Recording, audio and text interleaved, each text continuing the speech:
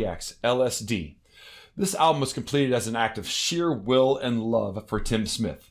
Tim Smith was the lead singer and kind of primary figure for the band Cardiacs. Cardiacs is a band that has a pretty long and interesting history, but have always kind of been on the fringes because they don't fit into any one genre very well. They're generally welcomed within the progressive rock community, but they don't really sound like the traditional idea of progressive rock. Some people would say that they're one of the few bands that were actually able to cross punk rock and progressive rock in a really compelling way. But they've always been kind of a tricky listen that sat in between those two main genres. And so they've remained a cult band for the majority of their career. Now in 2008, Tim Smith, in the midst of making this album, had an accident which caused him to have cardiac arrest, a heart attack. And he had a stroke thereafter and dealt with this kind of paralysis on part of his body and was robbed of his ability to speak after 2008. And so this album, which was pretty far along as far as its creation was concerned at the time, kind of got put on hold as he continually tried to rehabilitate himself. And he was also a person who was pretty good about writing things out. You know, the Cardiac's music is intensely complicated. They have the wild-eyed theatricality of Oingo Boingo at their height, but also like the compositional complexity of Frank Zappa.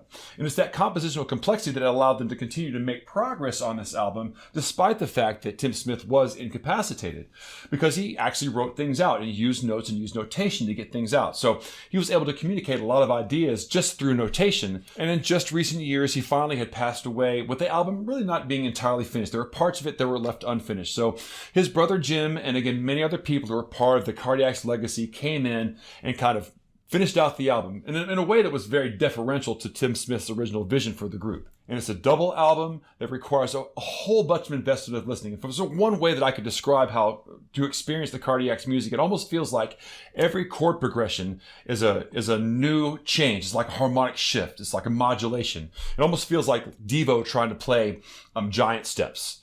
So it's not necessarily a listen that you can just sit down and get all in one passing. You've got to get your ear used to listening to Cardiac's music. But once you do, there's so much brilliance that goes on with it, and there's so much depth to it that it's one of those things that just kind of keeps on giving. It's beyond imitation. And many fans of Cardiac's who listen to this album speak very highly of it in terms of how it fits within Cardiac's overall catalog. And if you're going to have an album that finishes out Cardiac's, a discography, this is a fantastic one to check out.